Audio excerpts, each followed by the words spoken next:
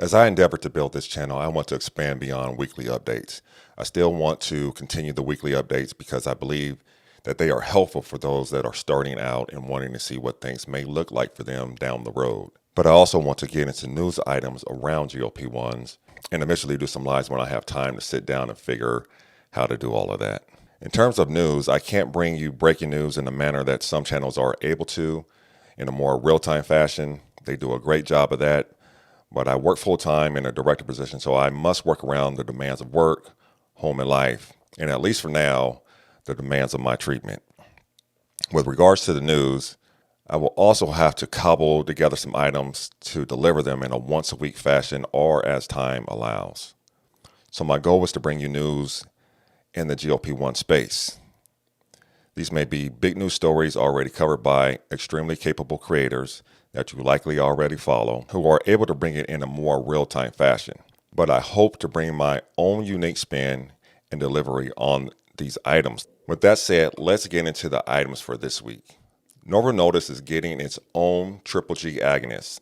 Instead of developing it, they are buying the global rights for a drug known as UBT251 from China-based United Laboratories International. This is an experimental drug that recently completed a 12-week double-blind, placebo-controlled study of obese and overweight patients. This was a small study that only included 36 patients, and they were placed into 3 different dosing regimen groups. One group stayed on the 1 milligram dose the entire 12 weeks. The second group titrated up from the 1 milligram dose to the 3 milligram dose across the 12-week period. And the third and final group titrated up from the 1 milligram dose to the 6 milligram dose across those 12 weeks. Now, those that titrated up to the 6 milligram dose saw an average loss of 15.1%, while the placebo group saw an increase of their weight by 1.5%. So these are crazy numbers. Those are tirzepatide hyper-responder numbers. For perspective, I'm a hyper-responder and I hit 15.4% in 14 weeks on Zepbound. UBT251 works as an agonist of the GLP-1, GIP, and glucagon receptors. This move by Novo is setting them up to go head-to-head with Eli Lilly's own triple G agonist, known as retatrutide, which has shown an average loss of 16% at 24 weeks and an average loss of over 24% at 48 weeks. Novo will pay $2 billion for the global rights, but the payments will take a phased approach based on contingencies. The initial payment will be for $200 million, and the remaining $1.8 billion will be paid if certain targets are met. While Novo Nordisk will have the rights to both market and sell this medication in almost the entire world, United Labs will retain the rights to China, Taiwan, and Macau. A phase 2 trial is currently underway in China in patients that are both overweight and obese. Additionally, trials have been cleared to start in both China and the United States for type 2 diabetes, obesity, and chronic kidney disease. Another trial for metabolic dysfunction-associated fatty liver disease has also gotten clearance in China.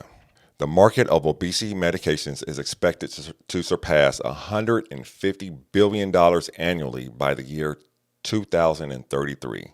So both Eli Lilly and Novo Nordisk are jockeying for position to get the lion's share of that pie. As they battle it out for market share and bring more medications to market, I hope it lowers the prices and increases accessibility. Also, as other players like Viking Therapeutics, Amgen, Structured Therapeutics, and others enter the market, that should put downward pressure on pricing.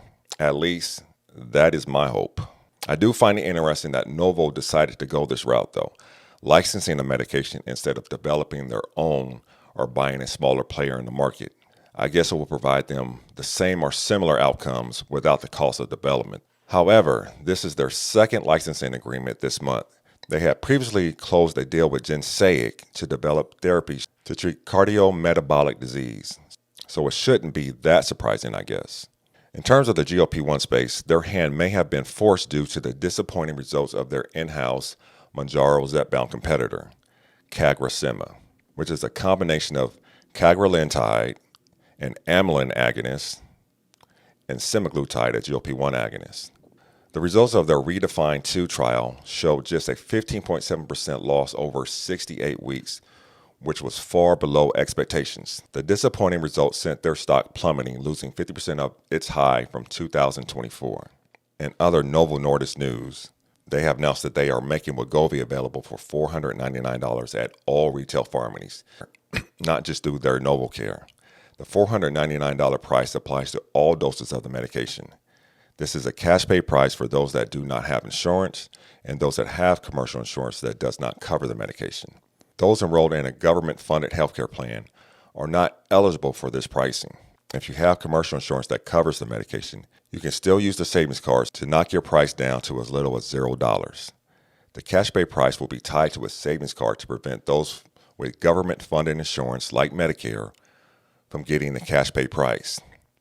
Pro tip: there is no such saving card requirement or government-funded insurance restriction for cash pay prices at Lilly Direct for Zepbound. You will have to use vials, insulin needles instead of injector pens, and you can't pick it up from your local retail pharmacy. However, it will be shipped directly to your door, and it is a superior product at the same $499 price. Now let's talk about that price. I still believe that $499 is too much for Wegovy. This is an older generation single agonist medication that they are pricing at the same amount as the cash pay price as Eli Lilly's Zepbound, which is a dual agonist medication and has shown more efficacy in head-to-head comparisons. It is important to note that the Zepbound price is only applicable for doses up to 10 milligrams. The 12.5 and 15 milligram doses have not been made available for the cash pay option yet. I also must wonder what this will do to the availability of Wegovy and by extension Ozempic. Does it put semaglutide back on the FDA shortage list and reopen the compounding door? Novo Nordisk likely feels that they have expanded production enough to prevent that though.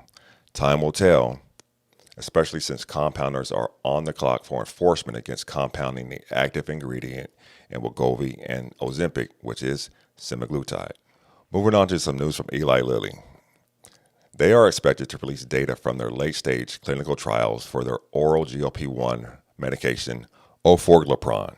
I love that name. It sounds like something out of the Transformers universe. Autobots, roll out. Shout out to Optimus Prime. I had to do it. Lilly is expected to have regulatory approval for this medication as soon as early 2026. Orforglipron is not a peptide, making it more easily absorbed into the body, and there aren't any dietary restrictions. For example, Rybelsus, an older oral GLP-1 with the same active ingredient as Ozempic and Wegovy, must be taken on an empty stomach, and you can't use more than 4 ounces of water. So far, the data in phase 2 of the trials have shown an average loss of 13.5% across 36 weeks.